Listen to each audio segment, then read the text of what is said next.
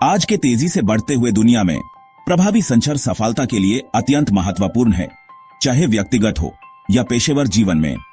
यह वीडियो 2025 में आपके संचार कौशलों को सुधारने के लिए कुछ व्यावहारिक रणनीति और सूझबूझ को प्रस्तुत करता है, जो आपको दूसरों के साथ अर्थपूर्ण रूप से जोड़ने और अपने लक्ष्यों को प्राप्त करने में मदद करेगा। तेजी से बढ़ते हुए तकनीकी प्रगति और लगातार कनेक्टिविटी के युग में प्रभावी संचार पहले से भी ज्यादा महत्वपूर्ण हो गया है। आधुनिक जीवन की तेजी और व्यक्तिगत और पेशेवर परिवेश के बढ़ते हुए मांगों के साथ मजबूत संचार कौशल सफलता के लिए आवश्यक हैं।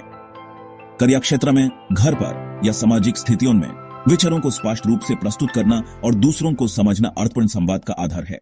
प्रभावी संचार मजबूत संबंधों को बढ़ावा देता है, जो व्यक्तियों को अपने विचार, भावनाओं और अपेक्षाओं को व्यक्त करने में सक्षम बनाता है। जब लोग खुलकर और ईमानदारी से बात करते हैं, तो विश्वास और परस्पर संबंध बनता है, जो किसी भी स्वास्थ्य संबंध के लिए आवश्यक है। पेशेवर परिवेश में स्पष्ट संचार टीम वर्क और सहयोग को सुधारता है। यह सुनिश्चित करता है कि कार्यों को समझा जाए, लक्ष्य एक हो और सभी एक साझे दृष्टि के लिए काम कर रहे हैं। यह अपनी बारी में उत्पादकता को बढ़ावा देता है और सफलता को प्रेरित करता है। इसके अलावा प्रभावी संचार नेतृत्व का एक मूल घटक है। महान नेता सिर्फ अपनी दृष्टि को स्पष्ट रूप से व्यक्त करने में ही सक्षम नहीं होते, बल्कि अपनी टीम को सुनने में भी महारत रखते हैं। खुले संवाद को बढ़ावा देकर वे ऐसे परिवेश का निर्माण करते हैं जहां नवाचार फल फूल सकता है और व्यक्तियों को मूल्य मिलता है। दूसरी तरफ खराब संचार के महत्वपूर्ण नकारात्मक परिणाम हो सकते हैं। जब संदेश अस्पष्ट या अधूरा होता है, तो गलतफहमियां उत्पन्न होती हैं, जो निराशा और विवाद को जन्म देती हैं। कार्य क्षेत्र में ये मिस्ड डेडलाइंस, घटा हुआ मोराले और अकुशलता का कारण बन सकता है। व्यक्तिगत संबंधों में खराब संचार विश्वास को कमजोर कर सकता है और व्यक्तियों के बीच दूरी पैदा कर सकता है।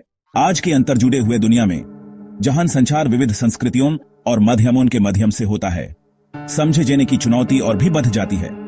भाषा, टोने या संदर्भ के अंतर के कारण गलतफहमियां हो सकती हैं, खासकर डिजिटल संचार में, जहां नॉन वर्बल क्यूज अनुपस्थित होते हैं। ये और भी महत्वपूर्ण बना देता है कि हर संवाद में स्पष्टता, संवेदनशीलता और सक्रिय सुनने को प्राथमिकता दी जाए।